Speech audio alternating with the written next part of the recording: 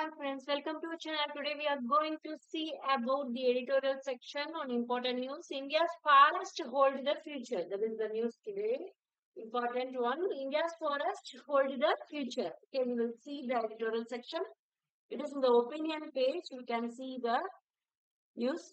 As India navigates the twin imperatives of economic growth and sustainable development, forests are once again finding the rightful place in the national climate conversation. The recent release of the revised blueprint for the Green India Mission GIM refers to Green India Mission, puts restoration at the forefront. The ambition is bold, that is, restore 25 million hectares of degraded forest and non-forest land by 2030. That is, the ambition is bold, that is, restore 25 million hectares of degraded forest and non-degraded land by 2030.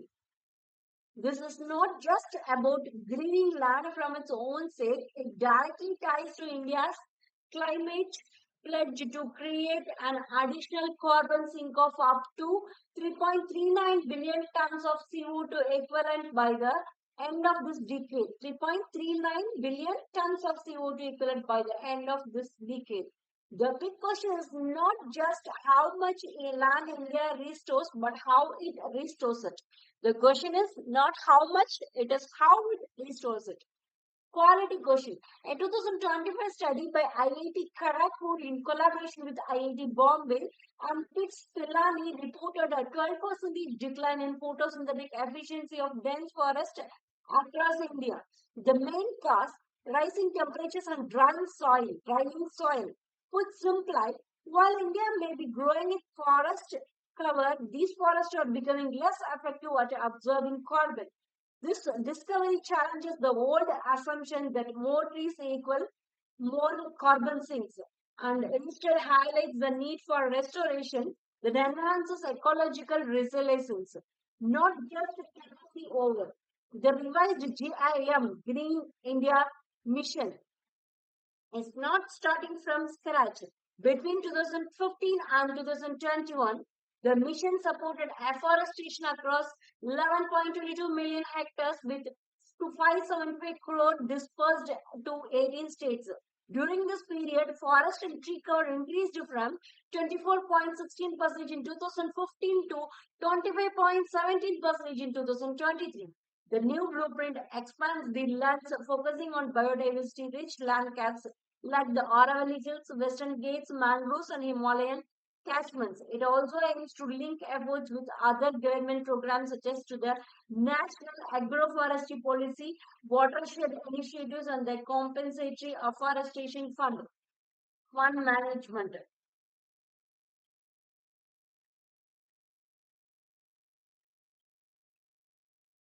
And Planning Authority. India's afforestation story has long wrestled with three gaps: community participation, ecological design, and financing. Management and Planning Authority, CAMPA. Okay, CAMPA means what? That is Compensatory Afforestation Fund Management and Planning Authority, CAMPA, CAMPA, CAMPA, Compensatory, not Compensatory Afforestation Fund Management and Planning Authority. But as with most ambitious missions, the challenge lies in turning policy into practice. India's afforestation story has long wrestled with three stubborn gaps: community participation, ecological design, and financing. Nearly 200 million Indians depend on forests for daily survival.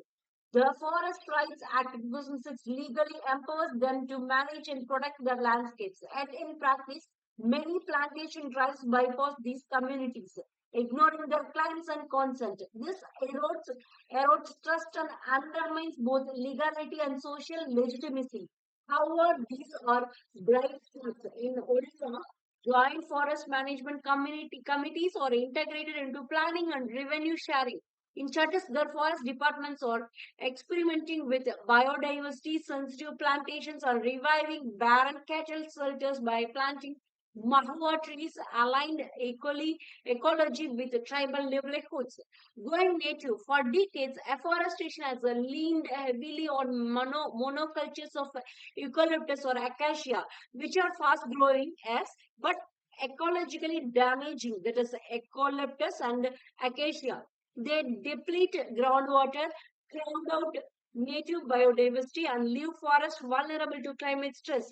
The revised GIM, Green India mission, promises a shift toward native site-specific species, which is encouraging. However, the real test is whether local forest departments possess the necessary expertise and capacity to deliver. India already has training institutes in Uttarakhand, Coimbatore, and by Barneyheart that could be harnessed to equip frontline staff with ecological know-how. Some states are leading the way. Tamil Nadu, for instance, has nearly doubled its mangrove cover in just 3 years, offering both carbon storage and coastal protection. Perhaps the biggest bottleneck is financial. The CAMPA, that is, what does CAMPA means? Compensatory Afforestation Fund Management and Planning Authority (CAMPA) fund now holds a staggering 95,000 crore. Utilization is inconsistent. Delhi, for example, spent only 23% of its approved funds between 2019 and 2024. GIM itself has had to make do with modest allegations, relying heavily on CAMPA. The way forward is not just about more money, but about smarter use of it. Smarter use of it. The good news is that some states are experimenting with new financing tools. Himachal Pradesh has launched a biochar program to generate a carbon credits while reducing fire risk. Uttar Pradesh has planted over 39 crore saplings this year and is exploring how to connect village councils to carbon markets. Then building blocks. Despite the hurdles, India has the building blocks, strong legal frameworks, sizable financing pools, institutional capacity, and promising local models. What's needed is alignment.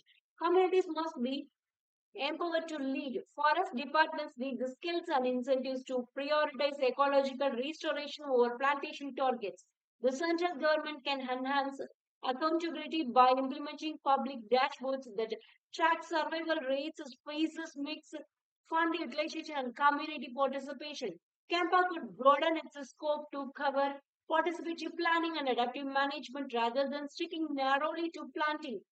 Civil society and research institutions also have a role from providing technical expertise to designing participatory monitoring tools. This shared effort is what can transform GIM from a government program into a national movement.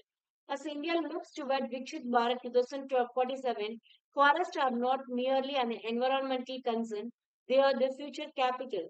The path to restoring 25 million hectares is not an easy, but if pursued with rigor, inclusion, and foresight, it could reshape how the world thinks about restoration. That's all about this.